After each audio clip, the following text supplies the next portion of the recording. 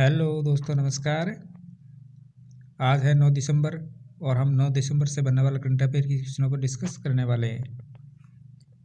अगर आप हमारे चैनल पर नए हैं तो चैनल को सब्सक्राइब करें, वीडियो को लाइक करें, शेयर करें और कमेंट करें। चलिए, आज का पहला क्वेश्चन है कि कौन से देश मिलकर फीफा वर्ल्ड कप 2026 होस्ट करेंगे। कौन से देश मिलकर फीफा वर्ल्ड कप 2026 होस्ट करेंगे। तो कौन से देश मिलकर करेंगे? ये करेंगे यूएसए, कनाडा और मेक्सिको। कौन करेंगे? यूएसए, कनाडा और मेक्सिको। ये तीनों देश मिलकर फीफा वर्ल्ड कप 2026 होस्ट करेंगे।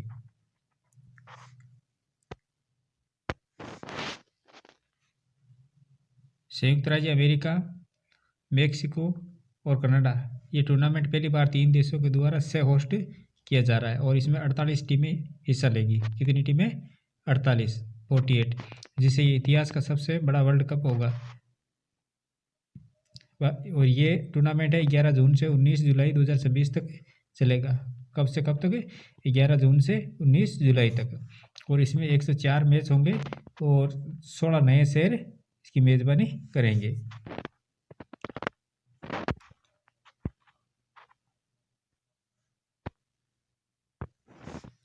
भारतीय सेना ने इनो युद्धा 2025 नामक अपने वार्षिक आइडिया और इनोवेशन कंपटीशन और सेमिनार किस शहर में आयोजित किया है? भारतीय सेना ने इनो योद्धा 2025 नामक अपने वार्षिक आइडिया और इनोवेशन कंपटीशन और सेमिनार किस शहर में आयोजित किया है? तो किस में किया है? ये किया है नई दिल्ली के अंदर। कहाँ किया है? नई दिल्ली के अंदर। ऑप्शन नंबर 3 इसका राइट आंसर हो जाएगा। भारतीय सेना ने अपने वार्षिकी आइडिया और इनोवेशन प्रतियोगिता इनो योद्धा 2025 का आयोजन नई दिल्ली के मानेकशा सेंटर में किया है। बात करें इसके मुख्य बिंदुओं पर, तो स्थान तो मानेकशा सेंटर नई दिल्ली के अंदर हो गया। ये 5 दिसंबर 2025 को। उद्देश्य सेना के जवानों के रचनात्मक और व्यवहारिक समाधानों को प्रदर्शित करना है और उन्हें बड़े पैमाने पर लागू करना है। और इसके अंदर जो उप सेना अध्यक्ष लेफ्टिनेंट जनरल पुष्पेंद्र पाल सिंह भी मौजूद रहे थे।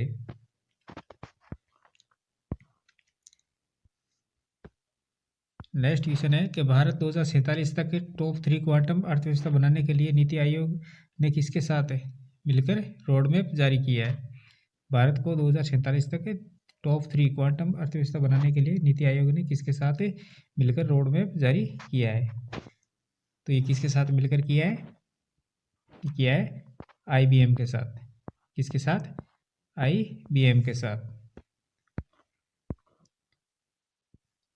नीति आयोग ने IBM के साथ मिलकर 2047 तक भारत को दुनिया की टॉप 3 क्वांटम अर्थव्यवस्था बनाने के लिए रोड मैप जारी किया और जिसका लक्ष्य देश में स्वदेशी क्वांटम इकोसिस्टम विकसित करना है और विकसित बाजार के अंदर बड़ी जिम्मेदारी हासिल करना है, जिससे उद्योग, शिक्षा जगत और नीति निर्माताओं के विशेषज्ञ शामिल थे।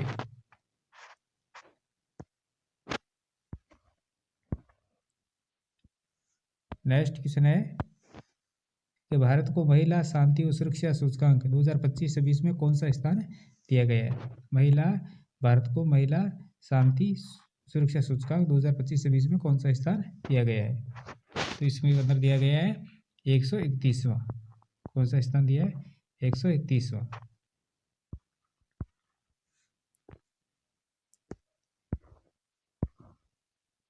WPS इंडेक्स, जिसे Georgetown institute for women's peace and security तथा पीस रिसर्च इंस्टीट्यूट ओस्लो द्वारा विकसित किया गया है और दुनिया के 181 देशों में महिलाओं की स्थिति को 3 प्रमुख आयामों पर आंका जाता है।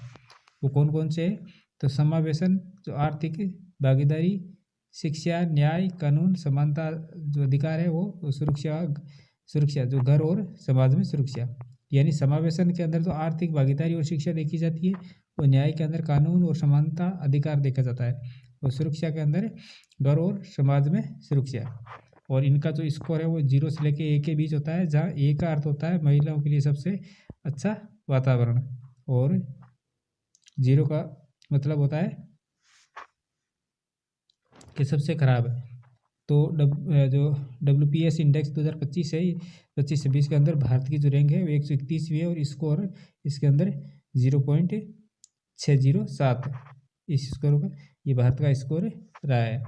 पहले स्थान पर डेनमार्क है, फिर दूसरे पर आइसलैंड है, पर नॉर्वे, स्वीडन, फिनलैंड, इस प्रकार से ये टॉप 10 शहरों की लिस्ट दी गई है। नेक्स्ट क्वेश्चन है कि राजस्थान किस टाइगर रिजर्व से बाघिन को रामगढ़ विषधारी टाइगर रिजर्व में लाने की तैयारी कर रहा है? तो ये कर रहा है पेंच टाइगर रिजर्व, जो कहाँ है? मध्य प्रदेश के अंदर।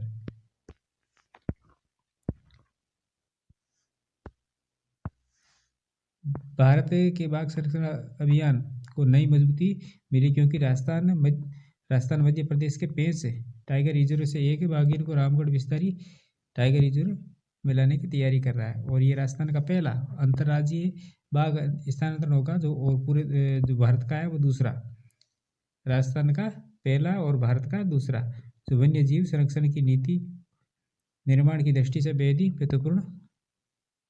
और इसके अंदर स्थानांतरण का मुख्य उद्देश्य है कि बाघों की संख्या को बढ़ाना और जीन विविधता को मजबूत करना है, और नए टाइगर रिजर्व में पारिस्थितिकी संतुलन को पुनर्जीवित करना है। ये इसके प्रमुख उद्देश्य है। और रामगढ़ जो विषधारी टाइगर रिजर्व है, ये राजस्थान के बूंदी जिले के अंदर स्थित है, और इसका कुल क्षेत्रफल 1501.89 वर्ग किलोमीटर है, और इसे 16 मई 2022 को आधिकारिक तौर पर टाइगर रिजर्व घोषित किया गया था। और ये दो बड़े टाइगर लैंडस्केप को जोड़ने वाला महत्वपूर्ण गलियारा है। और बात करें कि बाघिन को यहाँ क्यों लाया जा रहा है, इसका उद्देश्य क्या है? तो ये एक नया टाइगर रिजर्व है, और इसलिए यहाँ बाघों की आबादी अभी विकसित हो रही है। स्थानांतरण से जीन की विविधता बढ़ेगी, शिकार संतुलन बेहतर होगा, और प्रजनन के अवसर भी बढ़ेंगे। तो राजस्थान के अंदर इसकी आबादी बढ़ाने के लिए इसको लाया जा रहा है। नेक्स्ट क्वेश्चन है कि तीनों प्रारूप में शतक लगाने वाले छठे भारतीय कौन बन गए? तीनों प्रारूपों के अंदर शतक लगाने वाले छठे भारतीय कौन बन गए? तो ये बने यशस्वी जायसवाल। कौन बन गए? यशस्वी जायसवाल।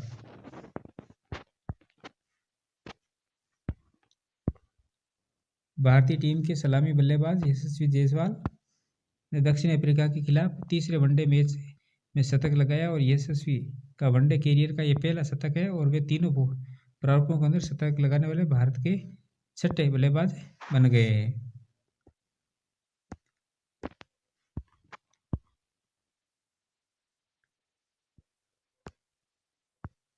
प्रीवियसली क्वेश्चनों का रिवीजन कर लेते हैं। तो हाल ही में उत्तर प्रदेश राज्य में स्थित दूधवा टाइगर रिजर्व को बफर एरिया में पहली बार रेनबो वाटर स्नेक पाया गया है। और भारत और मलेशिया देश के बीच संयुक्त युद्ध अभ्यास हरिमो शक्ति राजस्थान के पोखरण के अंदर स्टार्ट हुआ है।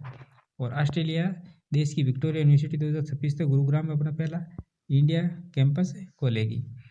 शिलोंग शहर में आर्टिफिशियल इंटेलिजेंस को अपनाने के लिए regional artificial intelligence impact conference 2025 से आयोजित किया गया है। और लुआना लोपेस लारा ब्राज़ील देश से संबंधित है, जो दुनिया की सबसे कम उम्र की सेल्फ मेड महिला अरबपति बन गई है। और फील्ड मार्शल असीम मुनीर को पाकिस्तान देश का पहला चीफ डिफेंस ऑफ फोर्सेस नियुक्त किया गया है। और भारतीय डाक ने रूस देश के डाक के बीच अंतर्राष्ट्रीय ट्रैक्ड पैकेट सेवाएं उस समझौते पर हस्ताक्षर किए हैं। तो दोस्तों ये थी हमारी आज की क्लास। इसी प्रकार के महत्वपूर्ण क्वेश्चनों के साथ कल फिर मिलेंगे। तब तक के लिए धन्यवाद।